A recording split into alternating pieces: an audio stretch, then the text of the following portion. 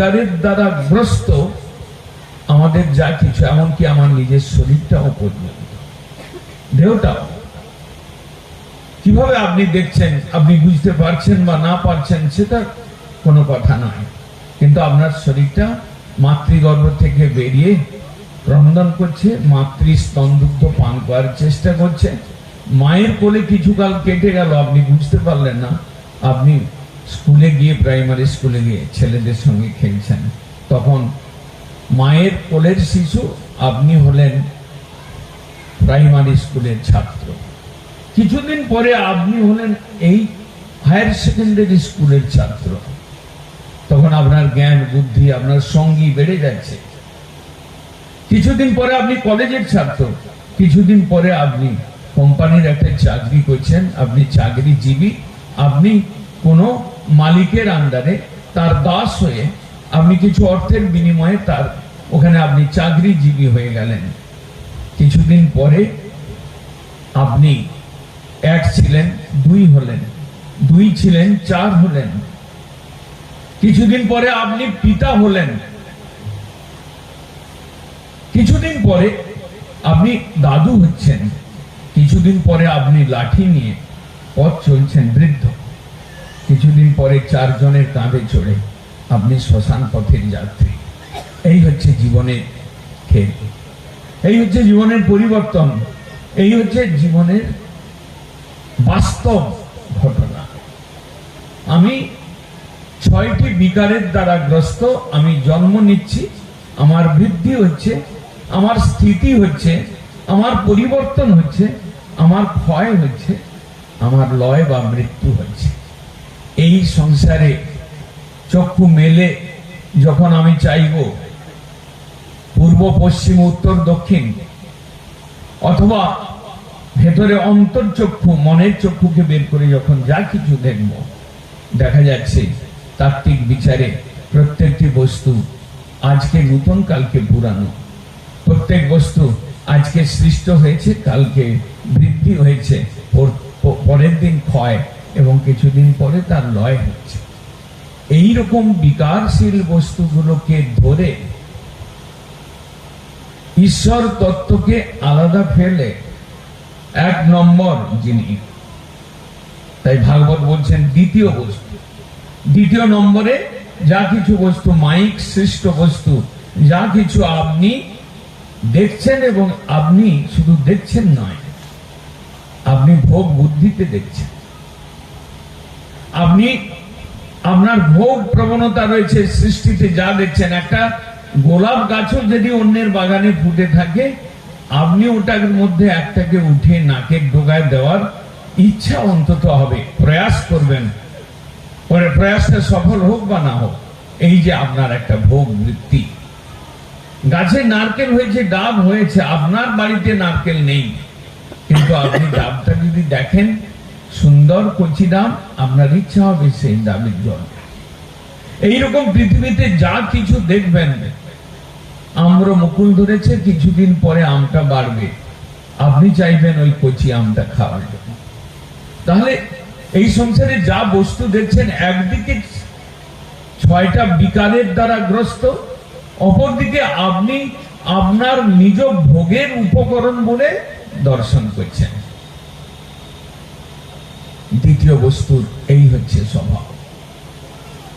কিন্তু 1 নম্বরের বস্তু, যিনি প্রথম সৃষ্টির আদিতে ছিলেন, সৃষ্টির মধ্যে রয়েছেন, সৃষ্টির সংহার হলে তিনি একমাত্র অবশিষ্ট থাকবেন। जो অবশিষ্টতে সো অস্মহম। ভগবান নারায়ণ যখন ব্রহ্মাকে চতুর্শ্লোকী ভাগবত উপদেশ করছেন, তখন এই কথাটা বলছেন, যাবান অহং যথা ভাব যদ্রূপ গুণকর্মক তথৈব তত্ত্ব বিজ্ঞানম অস্তুতে মদনুকুলা। রীতে অর্থং যৎ প্রতীত ন প্রতীত চ আত্মনি যৎ বিদ্যাৎ আত্মনম যথা মায়াং যথা আভাস যথা। আমাকে ছাড়া যা কিছু দেখছো, এটা হচ্ছে আমার মায়া। মায়া মানে ছায়া, মায়া মানে মিথ্যা, মায়া মানে বন্ধন। মায়া মানে ক্লেশ। এই মায়াময় সংসারে আমি এসেছি ঠিকই, এই মায়াময় সংসারে আমি কর্ম করছি ঠিকই, এই মায়ার সৃষ্ট বস্তুগুলোকে ভোগ করবার প্রবণতা আসছে, এটাও ঠিকই, কিন্তু এর মধ্যে যে একটা সত্য সনাতন বস্তু রয়েছে, ঈশ্বর কোথায় রয়েছেন? তিনি আপনার মধ্যে রয়েছেন অন্তর্যামী সূত্রে। এই বৃক্ষলতা গুল্ম প্রত্যেকটি সজীব বস্তুর মধ্যে তিনি রয়েছেন। শুধু তাই নয়, যেগুলো অচেতন বস্তু, বাড়ি গাড়ি চেয়ার টেবিল আদি আসবাবপত্র আদি যা কিছু অচেতন বস্তু রয়েছে, তার প্রত্যেকটি অণু পরমাণুর মধ্যে যিনি বিরাজমান।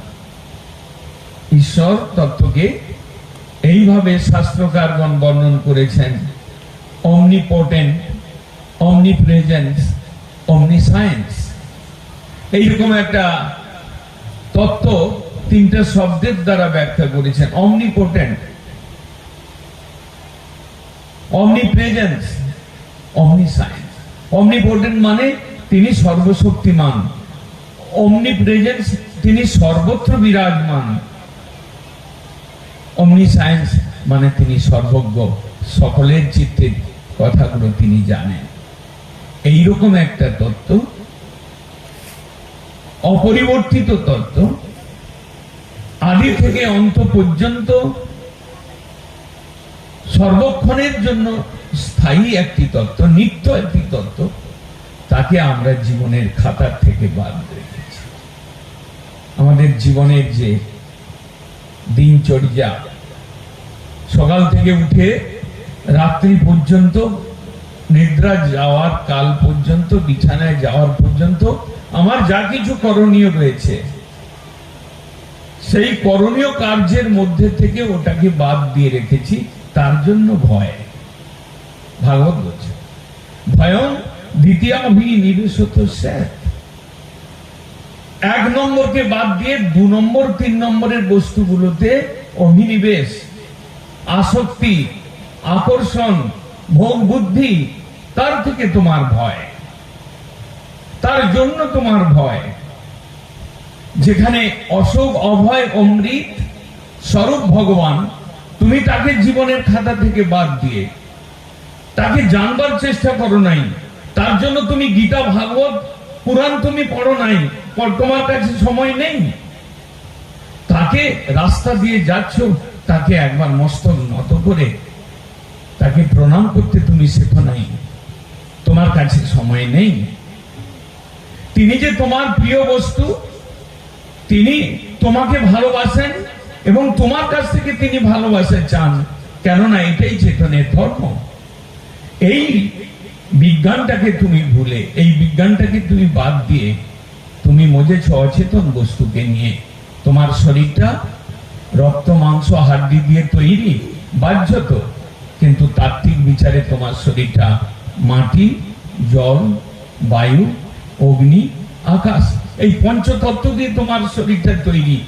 যেদিন তোমার ভেতর থেকে চেতন সত্তা আত্মা বেরিয়ে যাবেন, সেই দিন এই 5টা বস্তুতে তোমার শরীরটা লীন হয়ে যাবে, এটা তুমি কোনোদিন চিন্তা করো নাই। অথচ সেই মাটি দিয়ে তৈরি শরীর দিয়ে তুমি জগতের বস্তুকে ভোগ করবার প্রয়াস করেছ। আমি ভোক্তা, আমি মালিক, এই সংসারের মালিক আমি, এই গাড়িটা, এই জমিটা, এই মোটরসাইকেল, বাইকটা, এই ফ্রিজ, এই ঘরটার মালিক আমি, এটুকু তুমি ভেবেছ। এই জ্ঞানটা তোমার রয়েছে, কিন্তু তুমি ভাবো নাই তোমার শরীর পঞ্চভূতের তৈরি। একদিন সময় আসবে পঞ্চভূতে তোমার লীন হয়ে যাবে। এই যে তত্ত্বখানি, এই যে দর্শন, ভাগবত মহাপুরাণ এই তত্ত্বটা দিয়েছে। একটা সহজ যুক্তি বা লজিক। আমার জীবনে ভয় আসে কেন, আমার জীবনে দুঃখ আসে কেন? শাস্ত্রকারগণ বলছেন, অশোক অভয় অমৃত আধার তোমার চরণোদয়, তাহাতে এখন বিশ্রাম লোভিয়া ছাড়িনু ভবের ভয়। ভবের ভয় যদি আপনি ছাড়তে হয়, তাহলে এমন একটি চরণকে আশ্রয় করুন, এমন একটি তত্ত্বকে ভালোবাসুন, যার চরণটা শোক নেই, ভয় নেই, কেবল আনন্দই আনন্দ যার চরণটায় রয়েছে। সেই রকম একটা তত্ত্ব ঈশ্বর তত্ত্ব। অশোক অভয় অমৃত আধার তোমার চরণোদয়। সেই চরণকে আশ্রয় না করে আমি স্ত্রী হয়ে স্বামীকে আশ্রয় করেছি, ছেলে হয়ে আমি পিতা মাতাকে আশ্রয় করেছি, আমি আমার কোনো আত্মীয় স্বজন নেই, আমার কোনো স্ত্রী পরিবার নেই, আমি দেশবাসী কোনো একজনকে আশ্রয় করেছি, কিন্তু আমি ঈশ্বরকে আশ্রয় করি না। ঈশ্বরকে বাদ দিয়ে আমার জীবন যাত্রা চলছে। সকাল থেকে সন্ধ্যা পর্যন্ত আমি খাটছি, আমি গাধার মতো খাটছি। কিন্তু কি জন্য খাটছি? শাস্ত্র বলছেন তুমি তা জানো না। গর্ধবের মতো আমি করি পরিশ্রম, কার লাগিয়ে এত করি না ঘুচিল ভ্রম। আমার এই যে ভ্রমটা কোনোদিন ঘুচল না, অথচ আমরা বিদ্যাসাগরের দেশের লোক, অথচ স্কুল কলেজ ইউনিভার্সিটির ডিগ্রি আমার কাছে রয়েছে, কিন্তু আমি কার জন্য করছি আমার সে ভ্রমটুকু পর্যন্ত দূর হলো না। আমি যা কিছু করছি, যার জন্য করছি, সবগুলোই নশ্বর, ক্ষণস্থায়ী, ক্ষণভঙ্গুর। তাই আমি দুঃখী, তাই আমার ভয়। শাস্ত্র বলছেন, ভাগবত বলছেন, ভয়ং দ্বিতীয়াভিনিবেশত স্যাৎ ঈশাত অপেতস। ঈশ্বর থেকে সরে যাওয়া। মা পুজো করছে, বুড়িমা নারকেল লাডু করে ভগবানকে ভোগ লাগাচ্ছে, আরে ছেলেকে বলছে, আরে তুই যাচ্ছিস স্কুলে, আরে তুই যাচ্ছিস কাজে, একটু প্রণাম করে যা। ওই প্রণামটুকু করবার আমার সংস্কার হয় নাই, তাই আমি দুঃখী।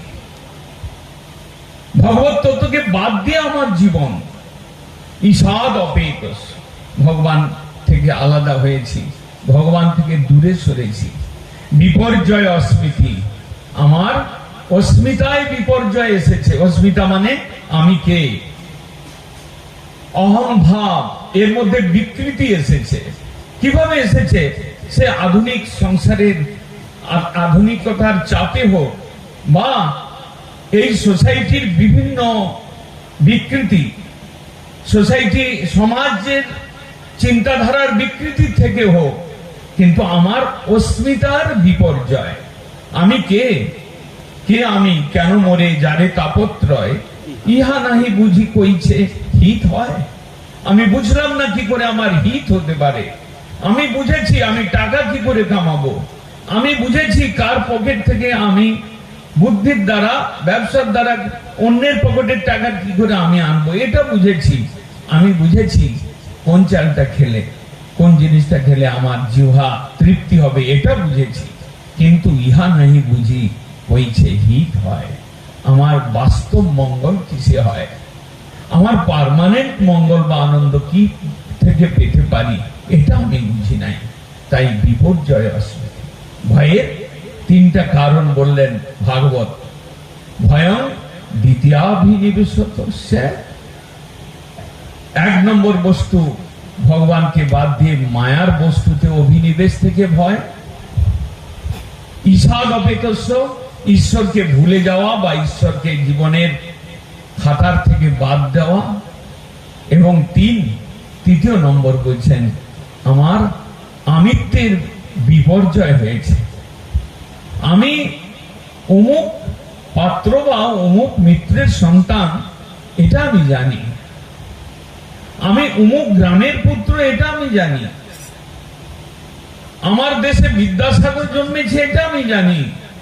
কিন্তু আমি এটা জানি না সমস্ত বিশ্ব ব্রহ্মাণ্ডের মালিক ঈশ্বর, হরি কৃষ্ণ, এটাই আমি জানি না। এই আমার জীবনের খাতা থেকে একটা সত্য সিদ্ধান্ত আমি মুছে ফেলেছি।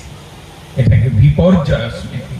আমি কৃষ্ণ অংশ, আমি কৃষ্ণ শক্তি, আমি কৃষ্ণ দাস, আমি কৃষ্ণের সেবক। আমি এই শুদ্ধ পরিচয়, এই বাস্তব পরিচয়, এই অরিজিনাল পরিচয়, এটাকে আমি ধরি নাই, তাই আমি দুঃখী। ভয়ের কারণ বললেন। কিভাবে ভয়টা আসে? তন মায়া অত, বলছেন তন মায়া, ভগবানের মায়ার শক্তি রয়েছে এই সমস্ত পৃথিবীর